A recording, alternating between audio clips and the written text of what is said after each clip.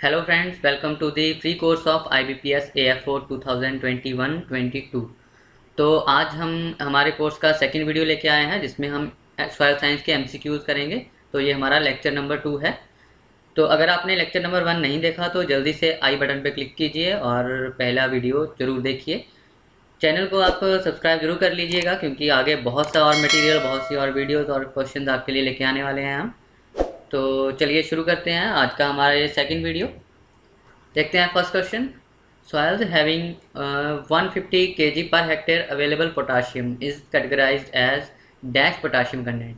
तो वो सॉइल जिसमें 150 kg किलोग्राम पर हेक्टेयर जो है अवेलेबल पोटाशियम है जिन सॉइल्स में, तो उस सॉइल को हम क्या बोलेंगे?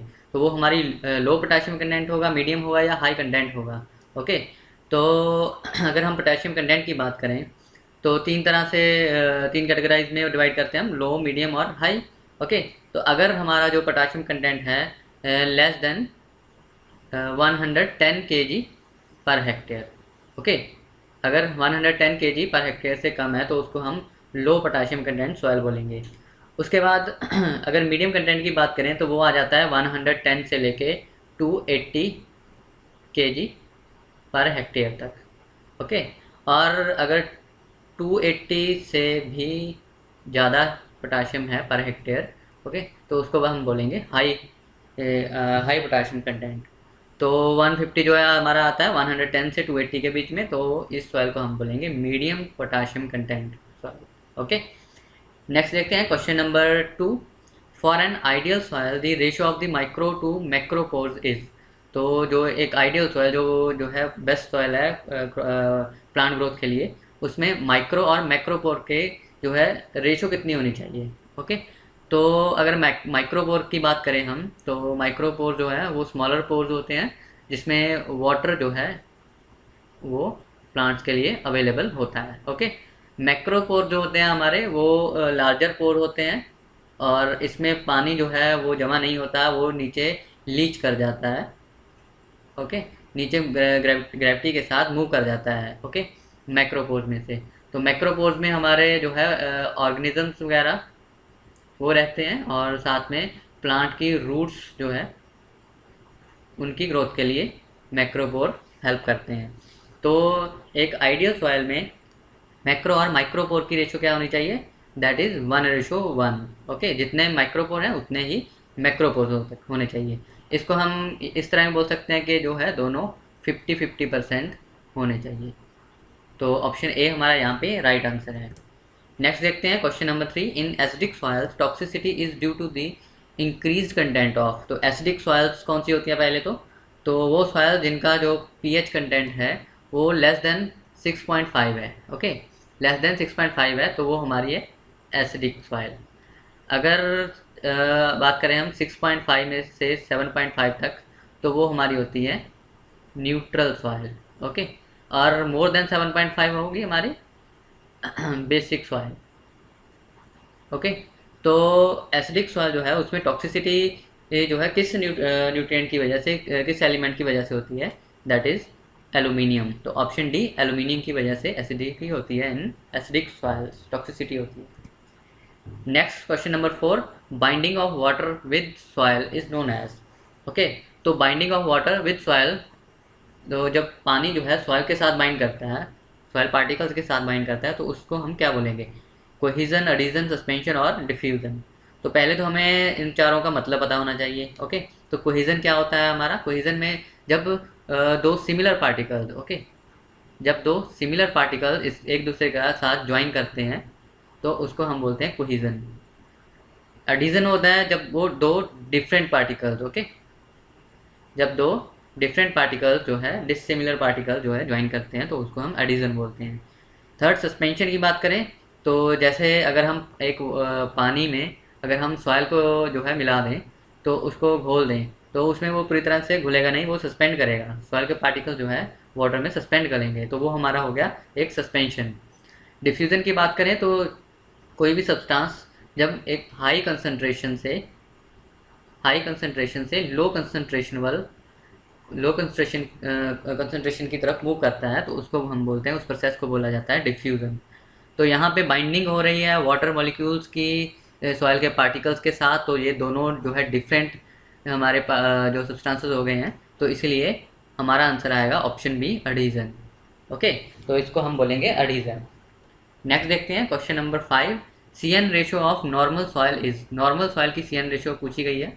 लास्ट वीडियो में, पहले वीडियो में हमने क्वेश्चन किया था CN ratio of FYM, farm yard manure, वो रिवाइज कर लीजिए। FYM की CN रेशियो होती है 20:30:1। ओके, ये हमने पिछले वीडियो में पढ़ा था।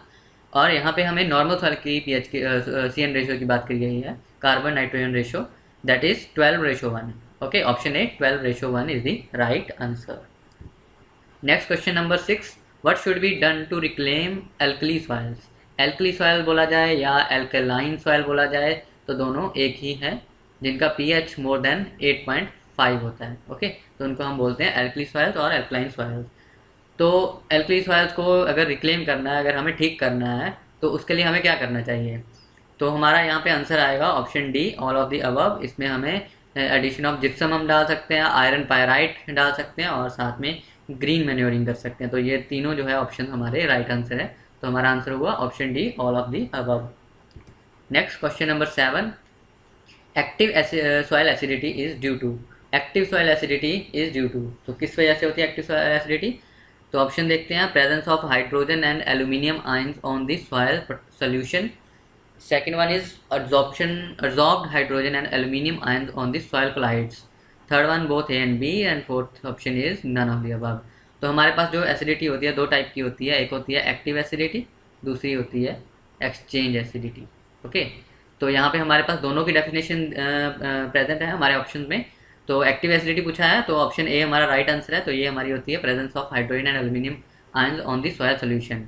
ओके, ये हमारी हुई है एसिडिक एसिडिटी, एक्टिव एसिडिटी। और दूसरा जो एक्सचेंज एसिडिटी क्या होती है, that is absorbed hydrogen and aluminium ions on the soil colloids. तो ये हमारी डेफिनेशन है एक्सचेंज एसिडिटी की। नेक्स्ट देखते हैं question number 8, hygroscopic water is held between tension of. तो हाइग्रोस्कोपिक वाटर की टेंशन पर पूछी गई हमसे। तो अगर हम ऑप्शन में देखें, तो हमारा जो लेस देन 0.3 एटमॉस्फेरिक टेंशन पे जो वाटर होता है, उसको हम बोलते हैं gravitational water. Okay, gravitational water, जो कि ग्रेविटी के साथ मूव कर जाता है, डाउनवर्ड मूवमेंट हो जाती है जिसकी। ओके, तो ये हमारे प्लांट्स के लिए अवेलेबल नहीं होता। उसके बाद 0.3 एटमॉस्फेरिक, जो कि हमारा होता है फील्ड कैपेसिटी, और 31 एटमॉस्फेयर, जो कि हमारा होता है hygroscopic coefficient. Okay, hygroscopic coefficient. तो इसमें इस रेंज में जब टेंशन होगा, तो इस वाटर को बोलेंगे हम अवेलेबल वाटर, और इसको बोला जाता है, ये हमारा कैपिलरी वाटर होता है। ओके, कैपिलरी वाटर होता है। तो कैपिलरी वाटर जो है वो हमारे प्लांट्स के लिए अवेलेबल होता है, इसलिए इसको अवेलेबल वाटर भी बोला जाता है। इसके अलावा अगर हम हाइग्रोस्कोपिक वाटर की बात करें, तो वो हमारा होता है 31 एटमॉस्फेयर से लेके 10,000 एटमॉस्फेयर तक। ओके, तो ऑप्शन बी हमारा राइट आंसर है। नेक्स्ट देखते हैं question number 9, particle size for surface creep type of wind erosion. तो विंड इरोजन की बात की गई है, surface creep type of wind erosion. तो विंड इरोजन पहले तो 3 टाइप का होता है हमारा। फर्स्ट इज सस्पेंशन, दूसरा है हमारा सॉल्टेशन, और तीसरा है हमारा सरफेस क्रीप। ओके, तो जो तीनों टाइप का विंड इरोजन है, उसमें जो पार्टिकल साइज है वो डिफरेंट डिफरेंट होता है। जैसे सस्पेंशन में होता है हमारा less than 0.1 mm। Okay, less than 0.1 mm particle जो है उनका जो है विंड इरोजन होगा सस्पेंशन टाइप से। उसमें क्या है कि इतने छोटे पार्टिकल्स ये होते हैं कि जब हवा आती है तो उसके साथ मूव कर जाते हैं। ओके, सस्पेंड कर जाते हैं हवा में, तो इसको बोलते हैं सस्पेंशन। दूसरा हमारा आता है साल्टेशन। सॉल्टेशन में जो पार्टिकल साइज होता है वो 0.1 टू लेके 0.5 mm तक होता है। Okay, 0.1 to 0.5 mm। तो इसमें क्या कैसे मूवमेंट होती है सॉइल पार्टिकल्स की? तो जब हवा आती है तो पार्टिकल जो है सरफेस पे, ग्राउंड पे बाउंसेस के साथ मूवमेंट होती है उनकी। ओके, बाउंसेस के साथ मूवमेंट होती है, तो इसको बोलते हैं हम साल्टेशन। थर्ड वन जो हमारा राइट आंसर है ऑप्शन बी, तो सरफेस क्रीप जो है वो हमारा होता है मोर देन 0.5 mm साइज के पार्टिकल्स। तो इनकी मूवमेंट कैसे होती है? ये जो है रोलिंग होती है इनकी, सॉइल के सरफेस पे रोलिंग करते हैं हवा के साथ। ओके, तो पार्टिकल साइज सरफेस क्रीप का है more than 0.5 mm, that is option B is our right answer.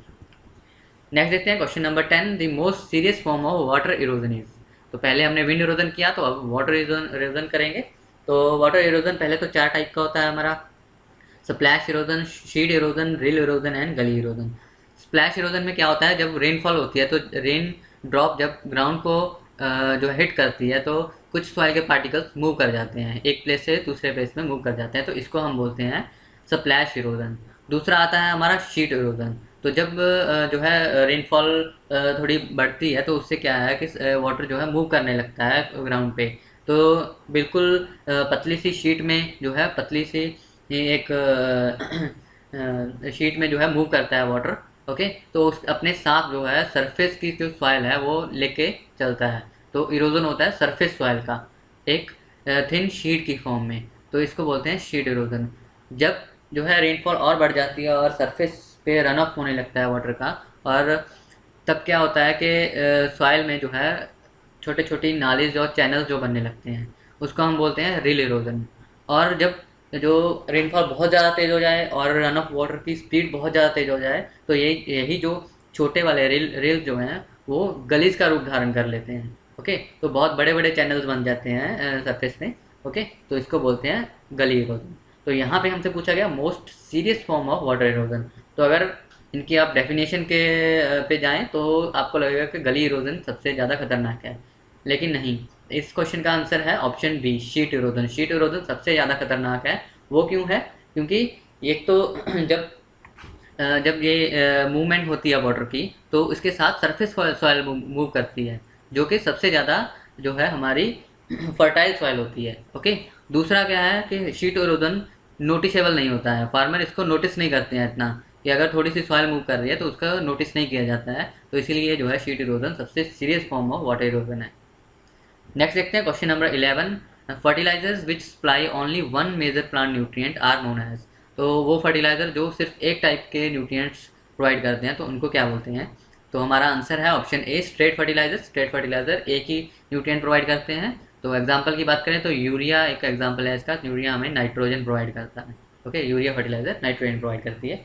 Second, अगर हम कम्प्लेक्स फर्टिलाइजर की बात करें तो जो फर्टिलाइजर हमें 2 और मोर न्यूट्रिएंट्स प्रोवाइड करे तो उसको हम कम्प्लेक्स फर्टिलाइज़र बोलेंगे। ओके, जैसे for example DAP, di ammonium phosphate, तो इससे हमें अमोनिया मतलब नाइट्रोजन मिल रहा है और फॉस्फोरस मिल रहा है। इसके अलावा अगर हम कैन की बात करें, कैल्शियम अमोनियम नाइट्रेट, तो इसमें हमें 3 न्यूट्रिएंट मिल रहे हैं 2 न्यूट्रिएंट मिल रहे हैं, कैल्शियम और ammonia. Ammonia that is nitrogen.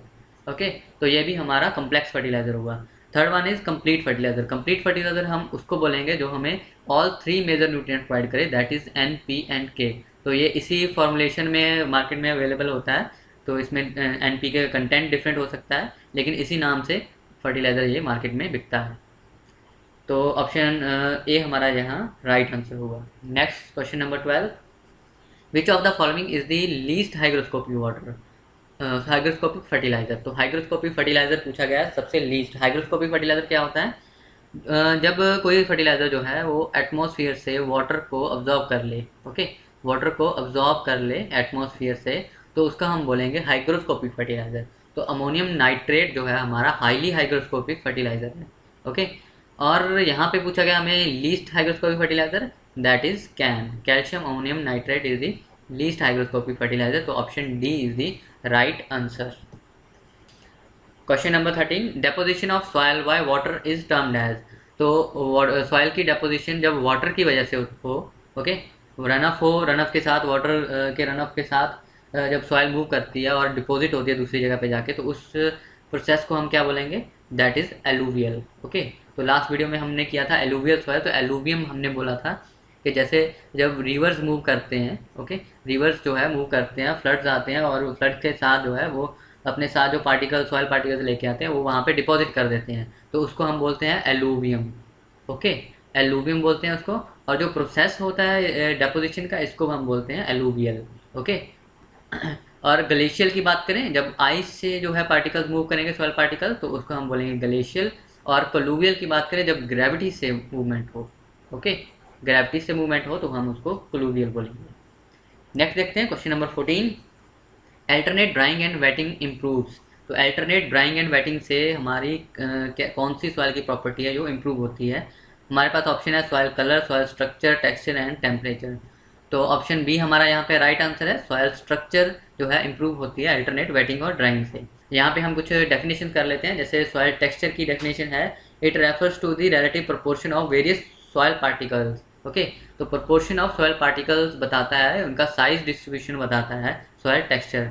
उसके बाद सॉइल स्ट्रक्चर की बात करें, it refers to the arrangement of और grouping of primary soil particles. Okay, तो जब अरेंजमेंट होती है डिफरेंट सॉइल पार्टिकल्स की तो उसको हम बोलते हैं सॉइल स्ट्रक्चर। सॉइल कलर की बात करें, सॉइल कलर जो है मल्सन कलर चार्ट जो है यहाँ पे यूज़ होता है, मल्सन कलर चार्ट सॉइल कलर को देखने के लिए। ओके, और ये क्वेश्चन भी आ सकता है आपके पास सेपरेट क्वेश्चन। तो मल्सन कलर चार्ट जो है उसकी 3 ऑप्शन होते हैं उसमें, ह्यू, वैल्यू एंड क्रोमा। ह्यू हमें बताता है डोमिनेंट स्पेक्ट्रम कलर के बारे में, वैल्यू बताता है लाइटनेस और darkness of the colour, and chroma बताता है हमें purity of the colour. Okay, तो यहाँ पे अल्टरनेट वेटिंग और ड्राइंग इंप्रूव करती है हमारी सॉइल स्ट्रक्चर को। तो option B is the right answer. Next हमारा आज का last question, the plants which can grow on slime soils are known as. तो स्लाइम सॉइल में ग्रो करने वाले प्लांट्स को हम क्या बोलेंगे? That is halophytes. तो option C is the right answer. इसके बाद अगर जीरोफाइट की बात करें तो वो प्लांट्स जो डेजर्ट्स में और जहाँ पे वाटर नहीं है, कम वाटर वाली कंडीशन पे ग्रो करते हैं उसको हम जीरोफाइट्स बोलते हैं। हाइड्रोफाइट्स वो प्लांट्स होते हैं जो वाटर में ग्रो करते हैं। ओके, और नोमैटोफोर्स, नोमैटोफोर्स क्या है? नोमैटोफोर्स एक रूट की स्पेशलाइजेशन है। ओके, रूट स्पेशलाइजेशन है ऑफ सम प्लांट्स। जैसे मैंग्रोव ट्रीज होते हैं जो, उसमें क्या है कि उनकी रूट्स क्या करती हैं, दोबारा से बाहर आ जाती हैं। जैसे वो पानी में डूबे हुए हैं प्लांट्स जो है, ये प्लांट है और प्लांट की जो रूट्स हैं वो दोबारा से बाहर आ जाती है। किसके लिए? एरेशन के लिए, हवा के लिए। ओके, तो इन रूट्स को हम बोलते हैं नोमैटोफोर्स। ओके, तो ये था हमारा आज का वीडियो, आज के 15 क्वेश्चन। अगर वीडियो अच्छा लगा तो वीडियो को लाइक कीजिए, शेयर कीजिए और चैनल को सब्सक्राइब जरूर कर लीजिए। इसके अलावा हमारे टेलीग्राम चैनल को ज्वाइन कर सकते हैं आप, और इंस्टाग्राम पे हमें फॉलो कर सकते हैं। यहाँ पे भी इंपॉर्टेंट इन्फॉर्मेशन और पीडीएफ वीडियो के वो आपको प्रोवाइड कर दिए जाएंगे। तो thanks for watching the video. मिलेंगे नेक्स्ट वीडियो में, तब तक के लिए